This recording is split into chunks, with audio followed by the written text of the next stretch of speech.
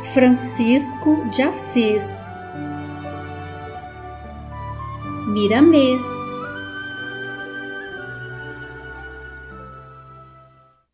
Capítulo 1. O Apóstolo João.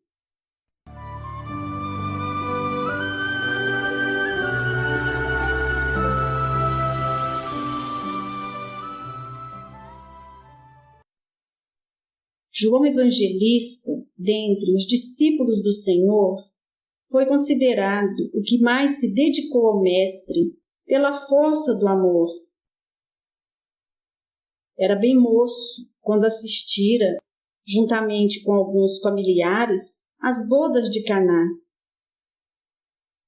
O destino fê-lo acompanhar o Cristo nos seus mais difíceis testemunhos, assim como nas suas grandes alegrias.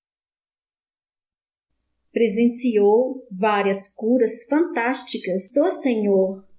Fez parte dos 3 no Monte Tabor, na agonia do Getsêmani. Estava no Jardim das Oliveiras. Assistiu às pregações mais profundas do Mestre. Presenciou a entrada triunfal. Subiu ao Calvário para se despedir do seu preceptor. E no topo mais dramático do mundo, recebeu como nova mãe Maria, indicada pelo divino Messias. O evangelista não deixava de ser um predestinado. Espírito escolhido dentre muitos, chamado para a consolidação do amor na face da terra. Viveu junto dos homens quase um século, dedicando-se à vida cristã. Foram mais de 80 anos na pura exemplificação dos conceitos da Boa Nova do Reino. Surpreendeu a muitos outros grandes pela humildade e pela fé, e ao lado de toda a vivência das virtudes preceituadas por Jesus, carregava consigo como patrimônio sagrado lúcida inteligência que aplicava com os devidos cuidados a serviço da coletividade. Quando nasceu, Salomé foi tomada por uma chama de luz, presenciada por Zebedeu em estado de vigília, e se fez um clarão tão grande que foi igualmente visto por muitos pastores na madrugada da delivrance. A moradia ficou inundada de perfume, nunca antes sentido por alguém da família, e um coro de anjos orquestrou sons que os familiares puderam ouvir, como se fora o céu descendo à terra, por misericórdia do Deus, de bondade e de amor. Nasceu o menino que tomou o nome de João, o que trouxe a primazia de ser cognominado o Evangelista, o profeta mais difícil de ser compreendido pelos homens, o apóstolo que teve a felicidade de fechar o pergaminho de luz com o Apocalipse. Sua mãe, certa vez, aproximou-se do Mestre Jesus e narrou para ele os fenômenos que o acompanhavam desde o berço. Notara, sem medo de estar errada, que seu filho tinha uma tarefa em algo semelhante à do Cristo, e pediu com humildade para que ele o abençoasse, escolhendo também Tiago, para que pudessem assentar, cada um a seu lado, no reino de Deus. Tiago e João aproximaram-se do Mestre, decididos, ficando um de cada lado, concretizando o pedido da mãe. Cristo, fixando seus grandes olhos nos de Salomé, respondeu serenamente: Não compete a mim decidir, deixar ou não que os teus filhos se assentem ao meu lado, na marcha que se propuseram caminhar na terra e no céu. Eis que cada um de nós haveremos de testemunhar diante de Deus e de nossa consciência o que aprendemos. No entanto, se eles suportarem tomar comigo o cálice amargo, preparado para mim há milênios, rogaremos ao nosso Pai Celestial que os mantenha em minha companhia, para que a felicidade aumente em meu coração e a tua vontade será satisfeita, se for esta a vontade de Deus. Antes de compreender seu apostolado junto de nosso Senhor Jesus Cristo, João parecia um moço impetuoso, deixando extravasar uma cachoeira de energias, um cinetismo dificilmente compreendido pelos homens, pois era um impulso esquematizado desde sua gênese, para que no futuro o Evangelho fosse sustentado pela sua conduta grandiosa. Teve a oportunidade de conhecer todos os discípulos na conjuntura doutrinária e conviver com eles nas suas mais difíceis reações.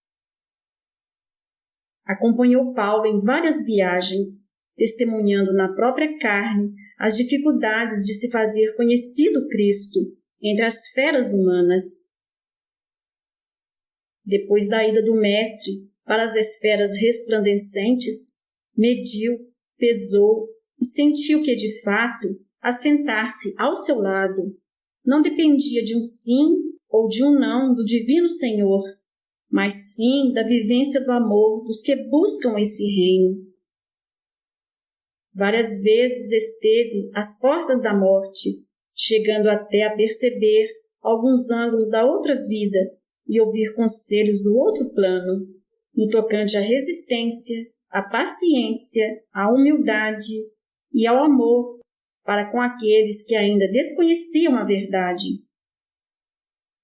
Cada vez que sofria o aguilhão da dor por sua causa, restabelecia-se com mais ânimo e enfrentava as dificuldades com mais esperança, tendo sempre Deus como a única divisa de salvação para todos os ideais e o Cristo como pastor inconfundível que libera as consciências para a vivência na luz. João Evangelista cresceu em sabedoria e virtude. Experimentou a fome muitas vezes, sem se amedrontar. Sentiu na pele chagas de várias procedências, sem que elas o esmorecessem na difusão do Evangelho. Não fez distinção de vestes para o seu apostolado sublime. Teve em mente somente o amor. Quando soube que Tiago havia sido morto de maneira drástica pelos opositores da Boa Nova, ao invés de se abater, incorporou-se aos ideais do seu irmão e sentiu dentro do peito um grito do coração, mandando que avançasse, porquanto em seus ombros pesavam 2 compromissos. Quando foi participado da ida de Pedro a Roma, e posteriormente da sua crucificação pelos romanos, que ainda queimaram o seu corpo, ao invés de temer a fúria dos inimigos, incorporou-se à fé do apóstolo pescador em novas frentes de trabalho. E quando Paulo, a sua maior esperança, terminou seus dias também em Roma, João, que se encontrava num sítio, arregimentando forças para novas pregações, prostou o rosto em terra chorando e em súplica buscou a Jesus, para que não desamparasse a família cristã, que crescia em número dia a dia, carecendo de um pastor visível no mundo. Desceu do céu uma luz sobre sua cabeça e ele ouviu nitidamente uma voz, já bem sua conhecida. Continua incorporado às forças e às virtudes, aos dons e ao amor dos que se sacrificaram em meu nome. Nenhuma criatura ficará só, porque Deus é justiça, e acima da justiça Ele é amor. Assim, desse dia em diante, João tornou-se uma imantação energética. Quando um dos seus companheiros de apostolado sucumbia, aumentava o seu vigor, por saber que era a vontade de Deus e que seria uma semente enterrada em solo fértil e que daquela vida poderiam nascer milhares de outras por lei da divindade e que o Evangelho se tornaria mais conhecido pelo fenômeno da fé. Depois que Maria, mãe de Jesus, foi levada para a pátria espiritual, João se transformou definitivamente num andarilho do Cristo, propondo maneiras grandiosas às almas sofredoras e tristes. Alimentava uma alegria íntima, como se tivesse um sol ergastulado no coração. Ao falar, representava a voz de outras esferas, aproveitando na oportunidade os canais do seu verbo, lógico e clássico, simples e divino ao mesmo tempo. Em torno de si avolumava-se em profusão magnetismo superior. Na dinâmica do amor, distribuía a verdadeira felicidade em todas as dimensões. Dormia em plena natureza e sentia-se como se estivesse em mansão espiritual. Roma, que se sentira feliz e vitoriosa pela morte de alguns discípulos de Jesus, mandou várias missões ao encalço de João, não para exterminá-lo visivelmente, mas por algum respeito ao profeta e por sutileza política. Muitos em secreto o acompanhavam habilmente como presa, para na hora certa dar o golpe mortal e libertar Roma do jugo incômodo, pois ele era a verdade que se expandia por amor às criaturas. Os seus principais discípulos foram Policarpo, Papias, Inácio e Pátios, dos quais falamos, porquanto herdaram do mestre de Éfeso o amor mais acentuado. Mas, na verdade, foram milhares de seguidores que testemunharam o aprendizado pelo exemplo dignificante do evangelista, que venceu a morte em todos os seus mais duros testemunhos. Além dos fatos já conhecidos sobre os fenômenos da natureza que reagiram contra os perseguidores dos cristãos, ocorreram muitos outros que a história não relatou por negligência dos homens. No ano 60 da era cristã, reuniram-se nas adjacências de Roma, procedentes de várias localidades, os discípulos mais destacados de Jesus, dado ao interesse de Paulo em divulgar em Roma o ideal da Boa Nova. Certa noite, numa encosta rochosa, na qual a natureza formara espécie de amplo salão, falava, sob a luz das estrelas, um tribuno de sangue romano de nome Gamerino, que se convertera pelas mãos abençoadas do apóstolo Pedro, que curara seu filho às portas da morte. Dissertava ele sobre as curas efetuadas pelos homens santos, sob a influência do Cristo e sobre as possibilidades de paz no mundo inteiro, pela extensão do Evangelho por toda a terra e a todas as criaturas. Centenas de pessoas ali reunidas ouviam, magnetizadas pela fé, a palavra de Deus da boca daquele homem tocado pela luz. O exército romano, já de sobreaviso, aguardava o momento exato de aprisionar todos de um só golpe. A águia voava para o bote mortal. No entanto, os centuriões que comandavam as tropas encarregadas de matar e prender não repararam que, acima da águia de Roma, os pássaros do céu vigiavam os missionários do Cristo. Nem bem bradaram a ordem de ataque, relâmpagos cruzaram-se em todas as direções do campo, atingindo os perseguidores. Como se fossem atacados por fios de alta tensão, quase 500 soldados do Império caíram ao chão inconscientes.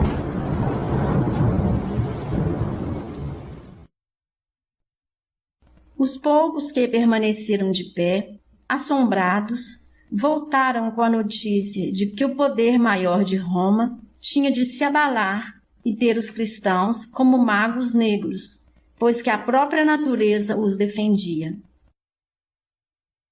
Terminado o culto, os cristãos passaram por eles, que ainda dormiam profundamente. Eis o porquê de eles temerem João, remanescente dos primeiros discípulos do Mestre, e porque o seu nome era uma viga mestra da doutrina do Nazareno. Certa feita, tendo caído João prisioneiro, com muito cuidado, foi levado à ilha de Pátimos pelos agentes de Roma. O ancião, simples e alegre, obedeceu aos algozes como cordeiro à voz do pastor. Sem maltratá-lo fisicamente, impuseram-lhe ordens severas, procedentes do império. Ora, Pátimos era uma ilha pequena, formada de secreções de antigos vulcões, de mais ou menos 30 quilômetros de circunferência, lugar terrivelmente desprovido de vida vegetal e animal. Havia escassez de tudo. Era um mundo desconhecido. Todavia, o amor é pedra filosofal que tudo transforma. E João começou a viver na ilha como se estivesse num paraíso. Os guardas de Roma, de vez em quando, eram substituídos por outros, e João crescia cada vez mais no amor. Quase todos os soldados com os quais conviveu nesta pequena região cercada de águas, castigada pelo sol abrasador, se convertiam ao cristianismo e passavam a ouvi-lo com grande admiração e respeito. Participavam até altas horas da noite das conversações do profeta, que não demonstrava cansaço. Apoderava-se dele um vigor inexplicável nas argumentações evangélicas. Historiava a vida do Cristo como se o estivesse vendo, e de quando em vez, um leve perfume se fazia presente no ambiente, com as estrelas se tornando mais vivas e o céu mais lindo. Certa feita, o vidente de Pátimos passeava pelas encostas da ilha, sentindo a natureza responder a todas as suas interrogações.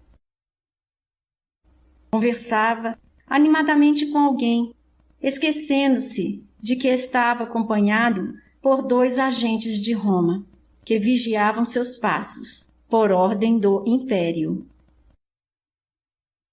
Já que não podiam matar o agente da luz, antena mais apropriada para captar as mensagens do mundo espiritual, que ficasse, pelo menos, isolado do resto do mundo. Os soldados ficavam sobressaltados, pois João era constantemente visitado pelos velhos companheiros de sacrifício em todo o movimento cristão.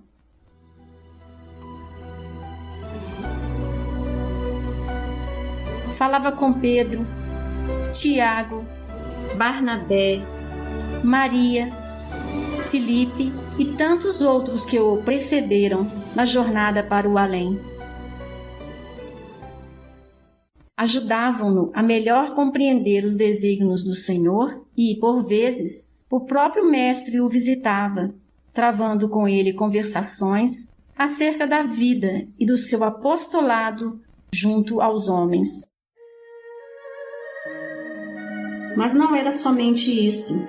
João, no exílio, aprendera uma ciência mais profunda, e somente daqui a algum tempo, os portadores de conhecimento espiritual compreenderão. As próprias pedras, descobrira ele, têm vida e responde ao carinho e ao amor, quando estes se intercalam em sua faixa, por hábeis pensamentos e por sentimentos cuja tônica dominante é o amor. As árvores sentiam com João alegria e tristeza, dependendo do estado em que o apóstolo se encontrasse, e com elas ele fazia experiência no ambiente solitário que a vida lhe emprestava para viver. Falava para os peixes sobre a vida do Cristo, com mais entusiasmo do que quando discursava para os homens, e eles o ouviam como se tivessem entendimento. Dialogava com o vento e pedia com humildade que elevassem sua fala e a de todos os mensageiros do Cristo para os lugares que dela carecessem, para os enfermos e para os aflitos. O vento tinha a felicidade de penetrar lugares em que o homem jamais pensava ser ouvido. E João arrematava desse modo: Vento amigo, inspira as almas de bem e tranquiliza as feras humanas. Tu és agente de vida, como bênção de Deus. E muitas vezes era soprado ruidosamente pelos ventos, que certamente davam a entender que ouviam seu pedido, pois uma inteligência superior os dirigia na renovação dos ambientes da Terra, purificando o magnetismo que se expande por todo o globo.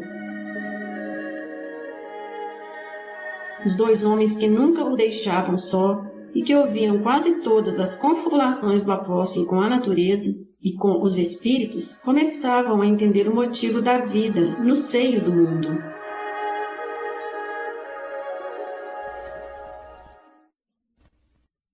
O velho João, passando a ser chamado na ilha de Pai João, atendia afavelmente a todos os pedidos de esclarecimento por parte dos soldados romanos.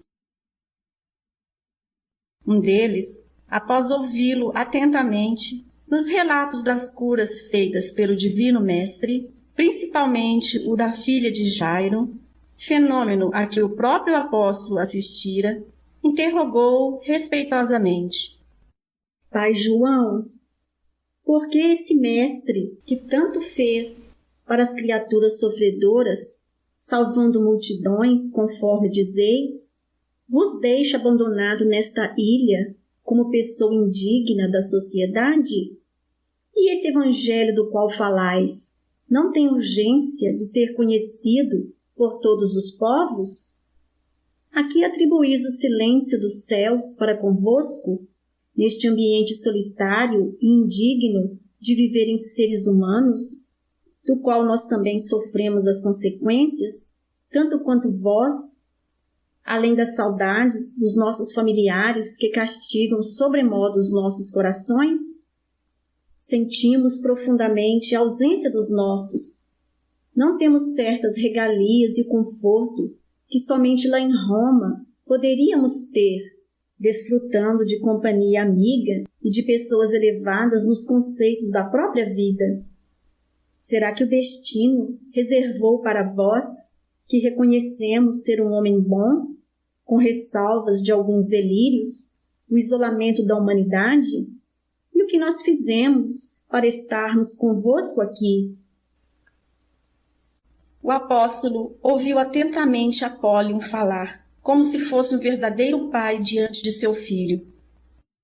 Apólio era um grego, cambiado para Roma com seus pais e que, mais tarde, se fez cidadão romano, alistando-se no esquadrão da Águia por amor às armas. O vidente de Pátmos, como que inspirado, falou, respondendo ao soldado brandamente: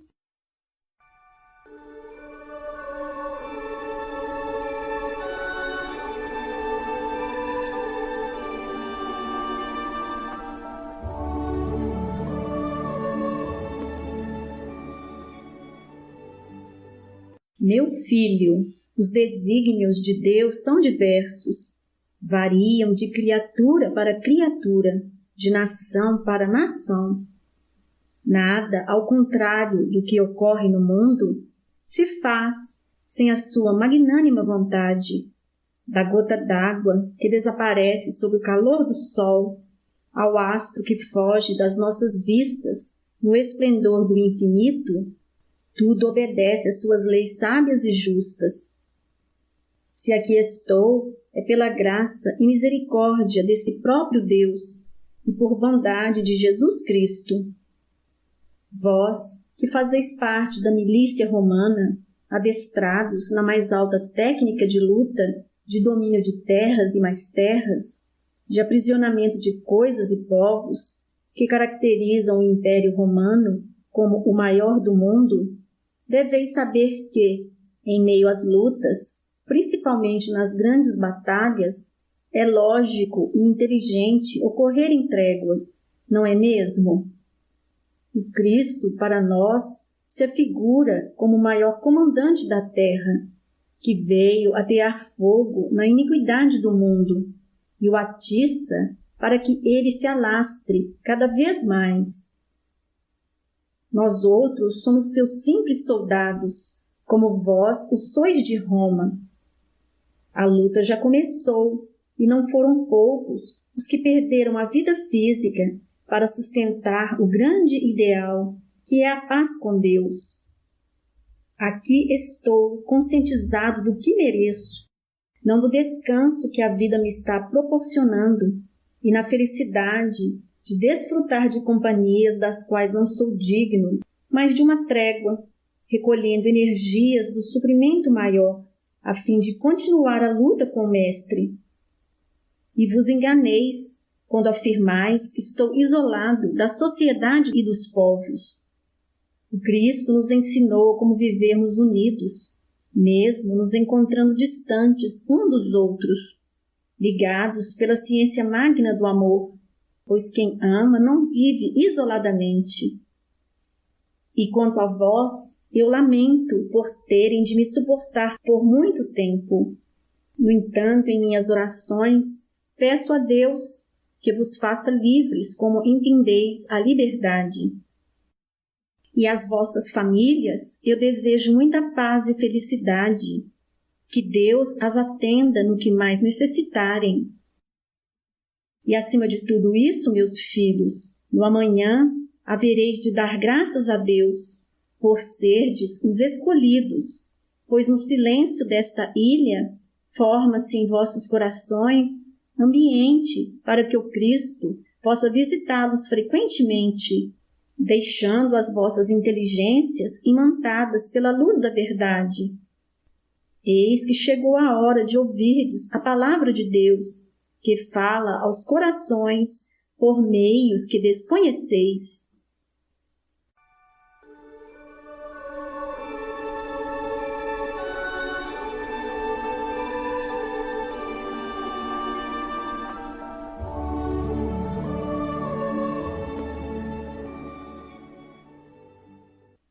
O grupo, aureolado por cambiantes diamantinos, que perdiam e recuperavam as cores ao impulso do verbo de João, se tornava ofuscado pela claridade gerada.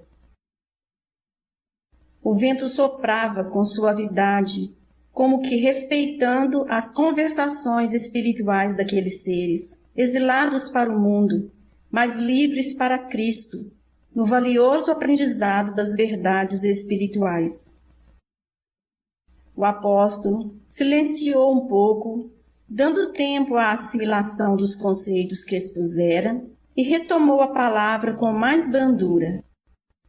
Se quereis, irmãos, vamos juntos dar graças a Deus, como se fôssemos verdadeiramente felizes, como eu me sinto, pois esta é a vontade de Deus para com todos nós. Não desdenhemos de nada do que aqui ocorre. O soldado, meio atônito, falou com receio. Pai João, ultimamente tenho sentido até sede neste lugar. A água pesa em meu organismo e parece que ele rejeita esse líquido salobre.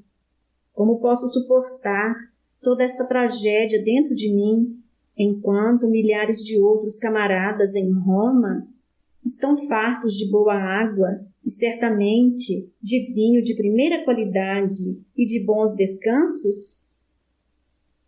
O mestre de Patmos pôs-se de pé, levantou os olhos para o céu, onde já se faziam visíveis as estrelas, pensou no Cristo, em Maria, em Pedro e Tiago, Paulo e Barnabé, Salomé e Zebedeu. Demorou-se na lembrança do Velho Testamento, em que Moisés, no deserto, tocara uma rocha e dela fluíra água pura para os sedentos, que com ela se saciaram com abundância. E rogou ao Mestre de Nazaré, em nome do Pai Celestial, com todo o amor que possuía no coração: Senhor, compadecei-vos deste irmão que tem sede, dai-lhe de beber, mas que se faça a vossa vontade e não a nossa. No mundo espiritual, moveu-se uma caravana, a cuja frente estava o Cristo, com o dedo em riste, apontando para João, que ainda se encontrava com os olhos semicerrados. E de seu indicador brilhava uma luz diferente. Partiu dele um raio, tendo o apóstolo como fio-terra, que como broca divina penetra o solo, sem que os homens de Roma pudessem notar, e como por encanto, as pernas do discípulo começaram a afundar na terra. E ele sentiu um líquido refrescante beijar os seus calejados pés.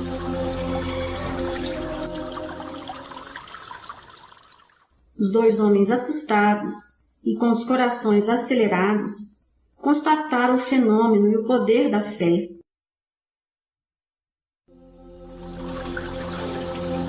Ao ver o líquido cristalino escorrendo em várias direções, o primeiro impulso dos soldados foi o de prová-lo. Desconheciam outro líquido igual, mesmo das famosas termas do país a que pertenciam. Além de saciar a sede, a água também alimentava, como se fosse um bom repasto romano.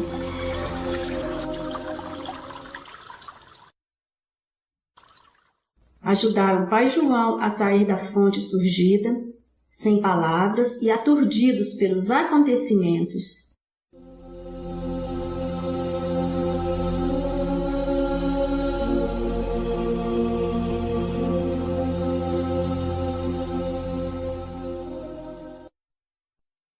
Parecia ao apóstolo que aprendera a sentir felicidade onde quer que estivesse, que o tempo passava celeremente.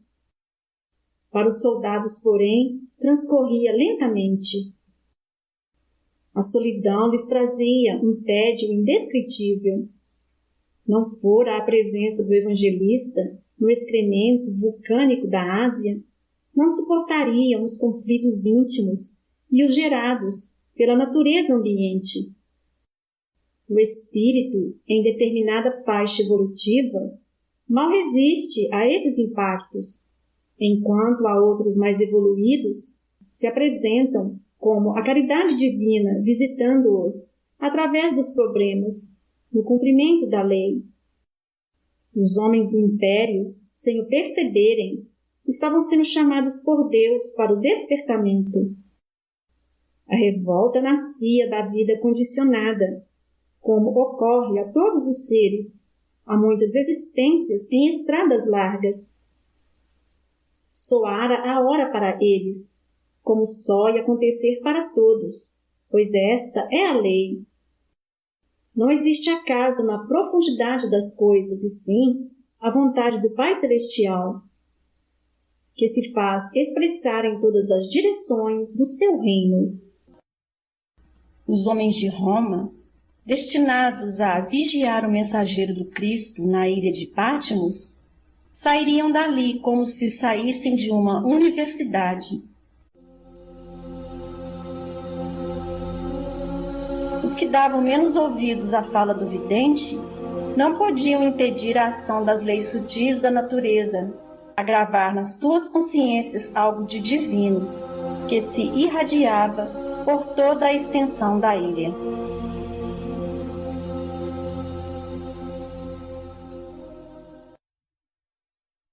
Naquela pequena faixa de terra cercada de água, havia para pai João uma trégua das grandes lutas que empreendera em favor da difusão da boa nova de Jesus Cristo. Ele empunhava a bandeira, sobremodo excelente, que fora hasteada nos festins de uma bolda em Caná e sublimada nos cimos do Calvário. Essa é a estrada divina, do festim à cruz, foi por ele palmilhada, e sua consciência computara todas as experiências, dignificando todas as atitudes. O evangelista fora preparado durante a sua vida para que seu nome se perpetuasse como o maior profeta de todos os tempos, o mais arrojado vidente de todas as épocas. Em êxtase no exílio, o tempo para ele desapareceu, como igualmente o espaço. Ele via todas as coisas como se estivessem no presente. Albert Einstein, cientista dos mais famosos dos tempos modernos, quase chegou a essa equação pelas vias da matemática, diferenciada noutras ciências. O evangelista falava constantemente: eu não estou só, como se enganam os homens que comigo convivem nesta terra de Deus. De fato, ele era visitado pelos mais elevados espíritos, que têm sobre seus ombros a responsabilidade de dirigir a terra. Frequentemente confabulava com as almas livres da matéria corporal, das quais recebia as instruções acerca da difusão da verdade e de como se estava processando o crescimento do reino de Deus no mundo, pelas luminosas páginas do Evangelho, herança divina legada pelo Cristo aos homens. João era levado em espírito a todas as igrejas nascentes e ajudava na limpeza do ambiente, na inspiração dos pregadores, na cura dos enfermos e na sustentação da fé nos corações vacilantes. Cristo colocou João numa ilha pequena, como se fosse um barco no Mediterrâneo, para que ele pudesse falar, por intermédio desse medianeiro, das coisas que haveriam de vir. E eis o Apocalipse. Nem o céu, nem a terra poderão modificar esse roteiro, porque está fundamentado na lei maior. Faz parte da evolução das criaturas, e o mundo não vai acabar, como instigam os falsos profetas. Nada se acaba, como a própria ciência confirma, porém se transforma sempre para melhor, alcançando valores mais dignos. O temor é próprio da inferioridade, e é por estas e outras falhas humanas que o Cristo nos ensina a exercitar a fé, a confiança em Deus e a nos apoderarmos de toda certeza de que Ele é todo amor e sabedoria.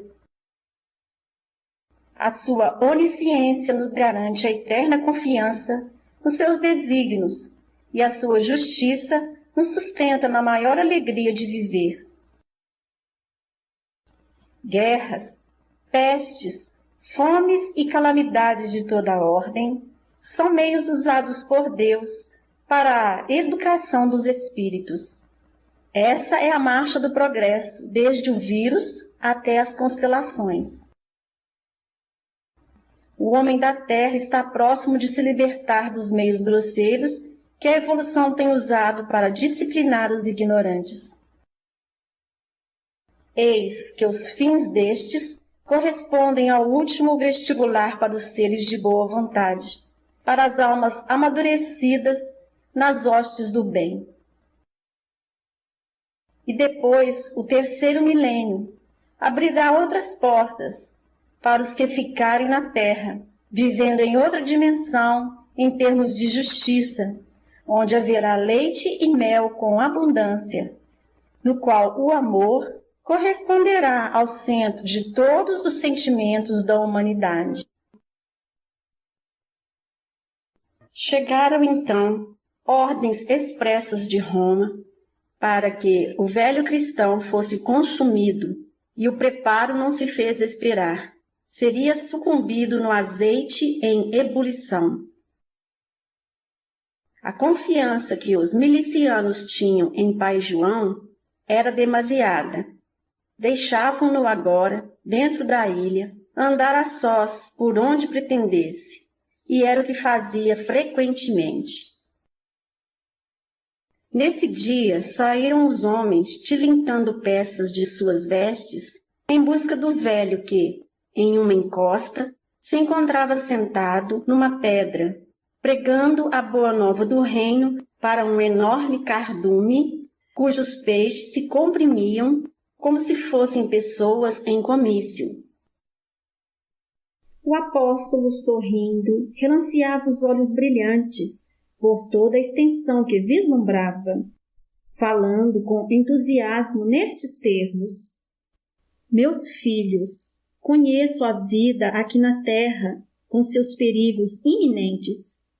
Carecemos de vigilância e suponho que, no seio das águas, ela se apresente com maiores dificuldades.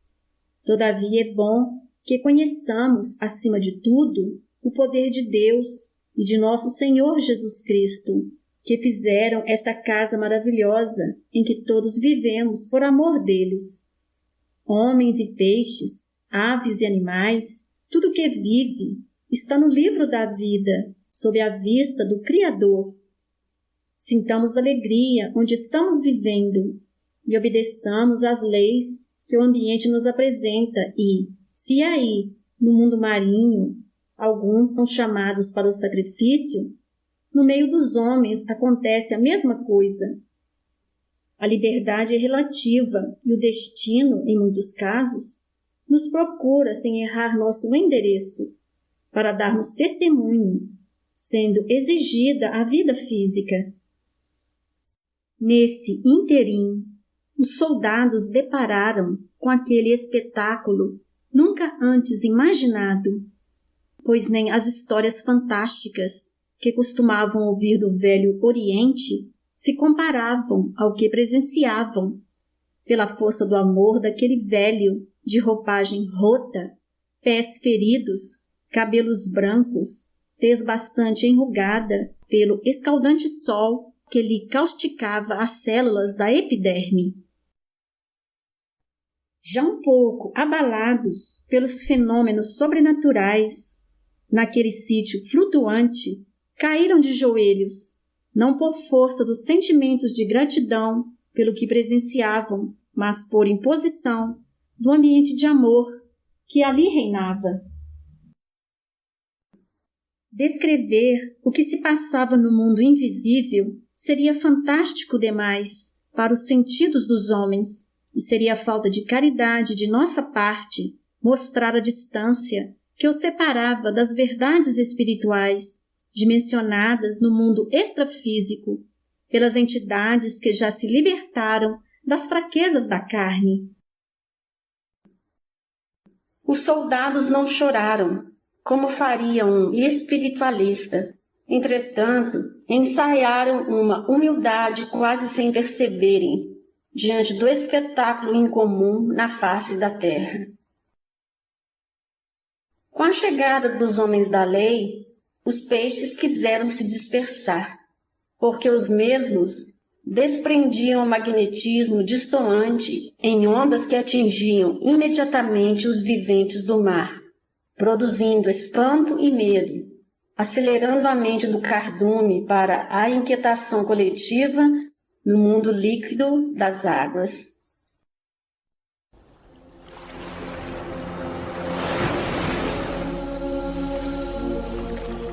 O apóstolo do amor levantou a destra, isolando os raios magnéticos oriundos dos soldados, e pediu aos peixes, com humildade, que se acomodassem, pois não havia perigo algum.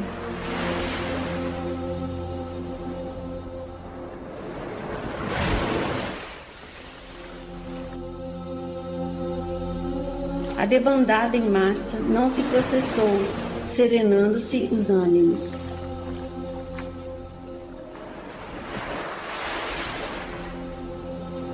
Os peixes se ajuntaram novamente, a fim de beberem alguma coisa mais de divino do divino doador.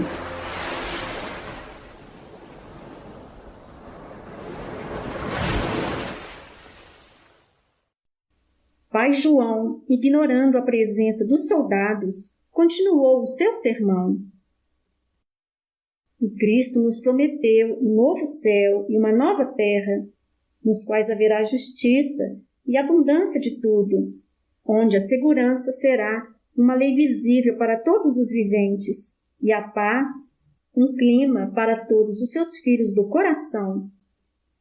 Este que vos fala está marcado para o sacrifício e não merece prêmio melhor, pois já confia na providência divina e sabe, por experiência, que ninguém morre, como nada se acaba na criação de Deus. O modo pelo qual nos transformaremos deve ser dos melhores, porquanto Deus, que tudo sabe, o escolheu como Pai amoroso e bom, justo e misericordioso. Vós, os habitantes das águas, sois peças importantes na engrenagem da vida, que se estende em todo o mundo. Sem esse líquido de Deus, que mantendes em perfeita conservação, onde estariam o equilíbrio e as bênçãos da saúde? Para mim, todos vós sois meus filhos, e para Deus sois muito mais que isto. Sois parte dele, onde ele habita em seu grande esplendor. Confiai, esperai e trabalhai, que dia chegará em que todos nós, sem exceção, nos encontraremos no reino da luz, para gozarmos a felicidade daqueles que fazem parte, por direito divino, do grande rebanho do Mestre de todos nós, o Cristo.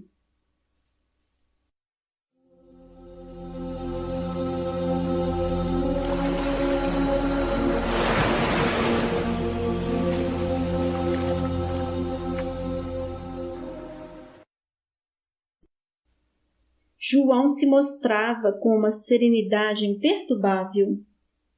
Estabelecera seu mundo interno, tesouro sem preço no mercado do espírito, capacidade que não cede às ordens de transferências, valor insubstituível. A equidade de uma alma não se dá, não se vende, não se toma, é conquistada através do tempo e do espaço, sob as bênçãos de Deus. A mansuetude do apóstolo do Cristo provinha do centro energético do espírito, pelos condutos só transitáveis pelo amor, que quando sublima, como no seu caso, tudo transforma para o bem eterno.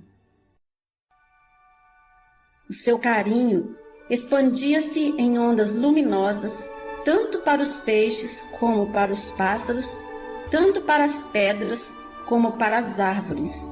Não fazia distinção para amar.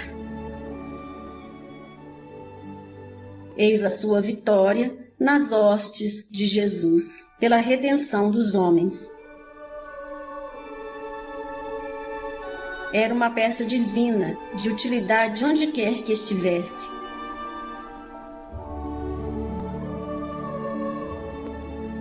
Quando os ventos o acariciavam, beijando-lhe as enrugadas faces e brincando com os seus cabelos em neve, carregando escórias da própria natureza, as suas lágrimas eram de gratidão e o seu sorriso o sinal de que havia compreendido o afeto da vida para consigo.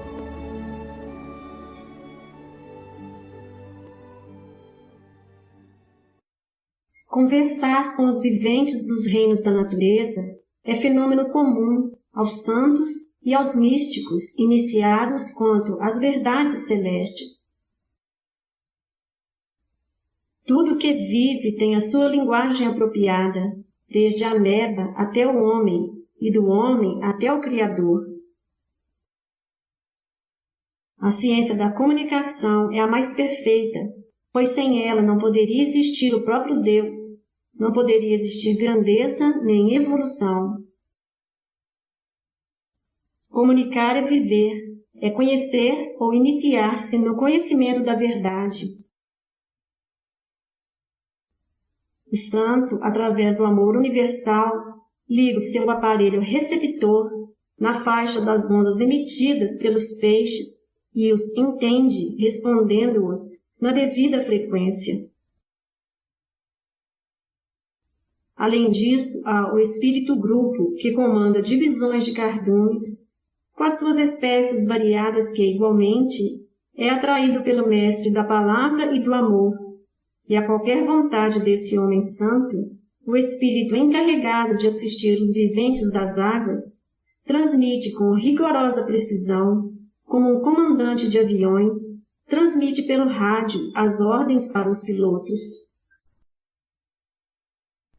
Para que pudéssemos falar tudo acerca dessa ciência, ainda oculta aos homens, seria necessário escrever um livro, o que por enquanto é cedo.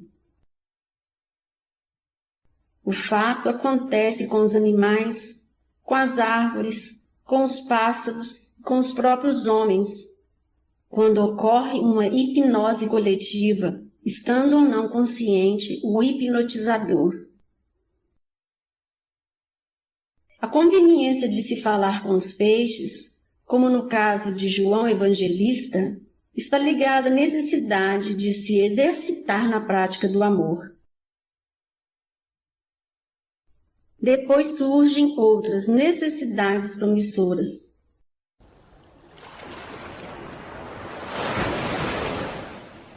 Tanto as águas como os peixes estão carregados de elementos imponderáveis à ciência dos homens, que são indispensáveis aos fenômenos produzidos pelos místicos e pelos santos.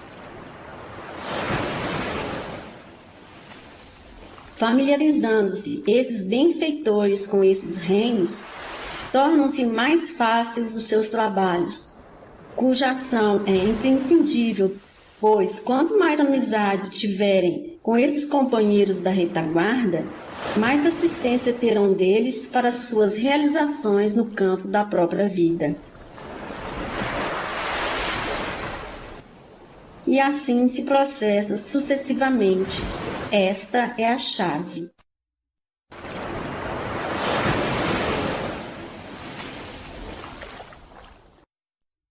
Fim da primeira parte. O Senhor te abençoe e te guarde. Mostre-te o seu rosto e tenha misericórdia de ti. Volte para ti o seu olhar e lhe conceda a paz.